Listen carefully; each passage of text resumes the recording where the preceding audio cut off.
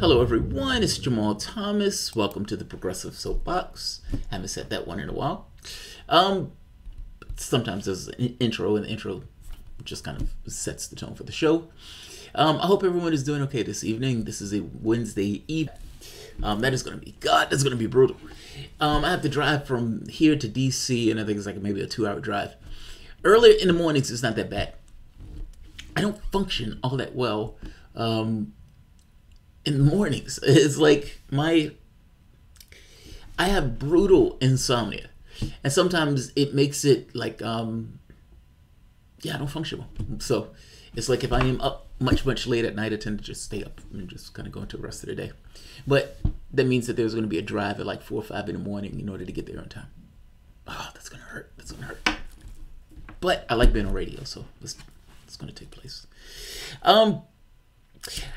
There's a clip of Jimmy Dore. And in this clip of Jimmy Dore is with Graham Elwood, and in the process of doing this bit, Jimmy Dore goes into the New York Times and goes into how the New York Times sucks. Like the New York Times is a horrible organization, and these guys are pro-war and they promote wars, etc., etc. He goes full on. Just so happens there's a woman who's sitting out in the audience. She sounds sloshed up, and she interrupts the bit, screaming into the bit. Now, Jimmy Dore. So I take a few things into consideration. Jimmy Dore always says, he's a product of an alcoholic dad. That shouldn't be funny, but for whatever reason, that kind of is. As the product of an alcoholic grandfather, to some degree, but nowhere near. It's not going to be the same thing as dad because the closeness wasn't there. He was a vicious man. Like the worst person that I've met in this life was my grandfather. Like that's the level of type of person. So that's my context when I hear the product of an alcoholic dad. I would imagine that the level of anger in the household was probably rather extreme. And it creates a certain tone of normality with regards to how people argue and fight with one another, if that makes sense. I hope that makes sense.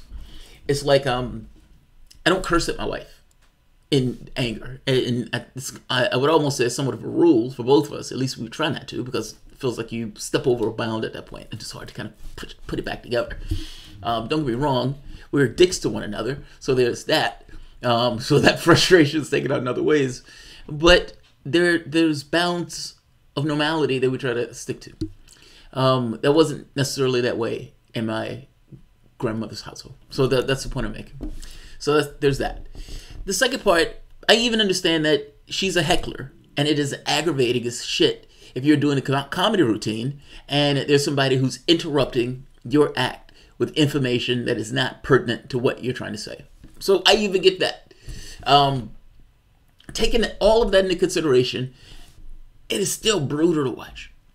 It is still a brutal thing to watch. Let's take a look at this.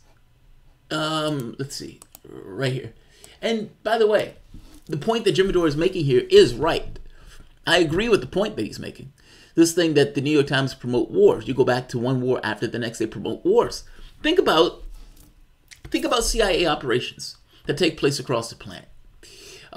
Let's say the undermining of the Shah in Iran. If somebody would have said, hey, maybe the CIA has something to do with it, it was like that guy's a conspiracy theorist.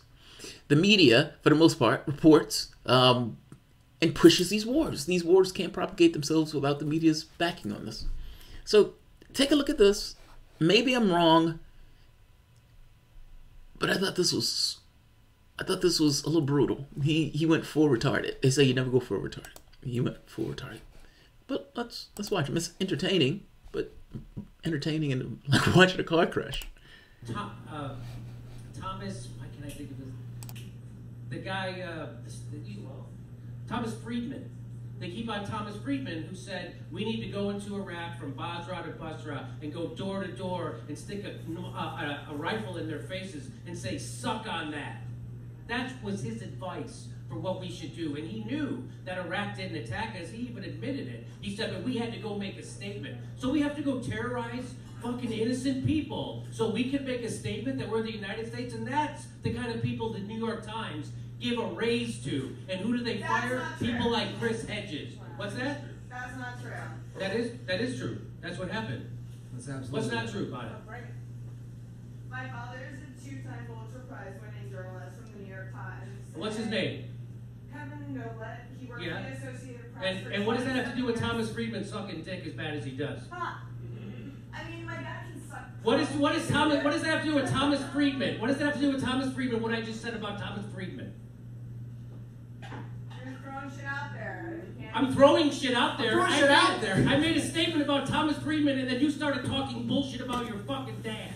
What the fuck does your dad have to do with Thomas Friedman? And you tell me one war the New York Times has ever told the truth about. One war. One fucking war the New York Times has ever told the truth about. One war. They're wrong about the Iraq war. They're wrong about fucking Libya. Just as wrong as you are, you entitled fucking idiot. Here is a list of all of the coups that the New York Times... Graham is trying to clean this shit up. Like, this is, like, he's screaming into the mic, dropping one F-bomb after the next, completely unrestrained. And Graham is like, here are the coups that the United States has been involved in, that the president, all right, let's keep going.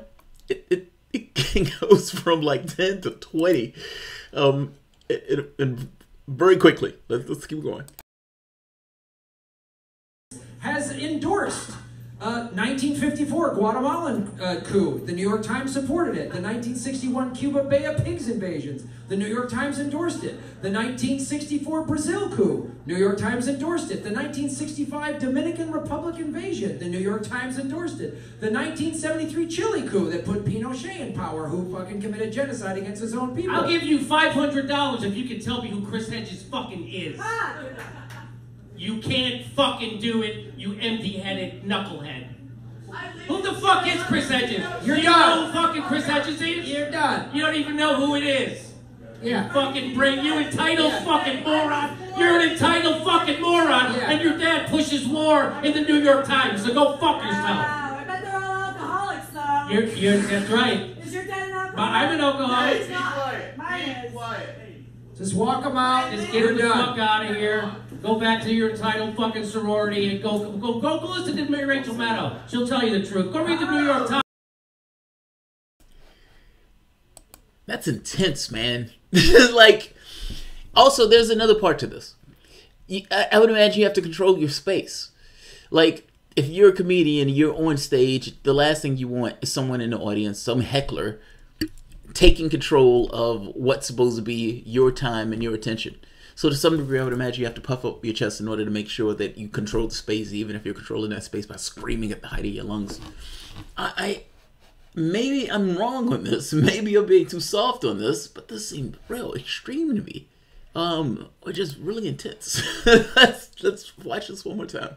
He said, but we had to go make a statement. So we have to go terrorize fucking innocent people so we can make a statement that we're the United States. And that's the kind of people the New York Times give a raise to. And who do they fire? People like Chris Hedges. What's that? That's not true. That is true. That's what happened. That's absolutely What's not true about it? My father is a two-time Pulitzer Prize-winning journalist from the New York Times. What's his name? Kevin Noblett. He worked Yeah. for the Associated Press. And what does that have to do with Thomas Friedman sucking dick as bad as he does? Huh. I mean, my dad can suck. What does that have to do with Thomas Friedman? What does that have to do with Thomas Friedman? What I just said about Thomas Friedman? You're throwing shit out there. I'm throwing shit out there. I I made a statement about Thomas Friedman, and then you started talking bullshit about your fucking dad. What the fuck does your dad have to do with Thomas Friedman? And you tell me one war the New York Times has ever told the truth about. One war. One fucking war the New York Times has ever told the truth about. One war. They're wrong about the Iraq war. They're wrong about fucking Libya. Just as wrong as you are, you entitled fucking idiot. Here. At some point, my wife would have intervened into this. It's like, where's the miserable liberal when you need her? This was a situation where she was needed. She should have thrown her body on Jimmy Dore or something like this. My wife, and look, I am susceptible to this myself, not raging out like this, but there was my wife and I went to, she was my girlfriend at the time, but went out to lunch with a guy at work. He brought his girlfriend with her. All of us were sitting at the table, and I started asking her questions because she started saying odd stuff. Like, she started getting angry at, I don't know what's his name, but she started getting angry at him and had these expectations of him that I thought were completely unjust and unfair. And I started probing into her expectations of the man that she was sitting beside. And as I started probing into it, pushing further into it, she gets up from the table and just leaves, just walks away. And he's looking at me like, yeah, she's gone. She's not coming back. And at this point, she's like, your friend is an asshole, you know, and all this other stuff. It happened again one other time. We're at lunch, and I am asking questions to one of, I think it was my wife's brother's girlfriend, something like that. So it's an odd chain of events. But I'm asking her questions. She's like a Bush supporter. She's talking about stuff like Obama, like he's a Kenyan and all this other stuff. And I'm probing into this to try to understand the psyche of this particular individual that's saying these things that is completely mental and off a rocker. So they've started to police me, unbeknownst to me, when I'm around family and friends, essentially to make sure that conversations doesn't go in a particular way. So I get that, fair enough. But my wife, she does that. She does that job beautifully, of trying to, you know, pull it back just before it goes too far. The miserable liberal, she you know, she dropped the ball. She dropped the ball. Jamal, you cringed when Jimmy Dore went off of him. Yeah, I cringed. I mean, look, of all, I don't like to rage out. You know, and not just me not liking to rage out. I don't like seeing other people rage out. I understand that there are going to be arguments, and I understand that people go back and forth. And I don't know the relationship between Ben and Jimmy. Ben was being a fucking asshole and being condescending as all hell and smug. So I understand being angry at that and going after that. But do I cringe when I see it? Yeah, I cringe when I see it. In this case, you have a drunk heckler who he's screaming at. Not to mention the other person he spit on. The other NYT thing. I'm just saying. Sam Kinison got famous off that shit. People love raging out. Yeah, Sam Kinison. Yeah, Sam Kinison was fucking hilarious. When it's fight or flight and Jimmy don't fight. Yeah, he flipped out. He flipped out on that woman. But like I said, you're a comedian. You're on stage. You got to hold your space. And I would imagine that they were aggravated. He was pissed off. Smug and condescending is normal for Ben. Yeah, but that's a annoying shit to have to deal with. Like, if we're having a conversation and you're being condescending to me, I'm going to be pissed off at you because you're being condescending to me.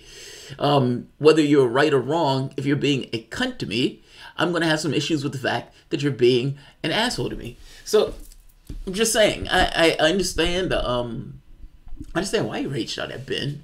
I mean, that went both ways. There wasn't a, all Jimmy or all Ben. And in this case, the woman was wrong for heckling in this way, so don't misunderstand me. Don't get it twisted. She was wrong for heckling in that way. He has an incentive where he has to keep his space. I would imagine that he was pissed off at the very just conversation itself. And yeah, he raged out. Yeah, and she couldn't answer. That was the other part. Jimmy asked what was wrong and what he said. Yeah. I think her thing was, my dad works at the New York Times, man. In which case, they were just tagging her on that. That video goes on. Like, that video is like an hour long. And it kind of works its way back around to where they're talking about it. Like, they're ragging on her in this video pretty bad. When they're talking about her dad. Yeah, it's funny. It is funny. It's hilarious. Yeah, he said he would give her $500 if she knew who Chris Hedges was. That's amazing, right? Like, he assumed that he was like, this empty-headed woman is here. This privileged, empty-headed woman is bitching at me about the New York Times. I give you $500 if you can tell me who Chris Hedges is. And she couldn't answer the question. Oh, man, that's brutal. That's brutal. That's brutal. Man, that's easy money. That is easy money. That is very easy money, but she couldn't answer that question. All right, I want to end this. This one wasn't intended to be long. I just thought it was an interesting video. Dore flipping out at someone who apparently has a dad that works at the New York Times. Thanks all. If you enjoy the content, please feel free to share, like, subscribe. You can always support through PayPal or Patreon. And I'm going to be on Fault Lines tomorrow morning. I don't know what time they're going to get me on. Maybe it's 7 to something or 8 something, but we'll see. I'm going to be there early because DC traffic is a pain in the ass, so you kind of have to be there early. Thanks all. See you in a few.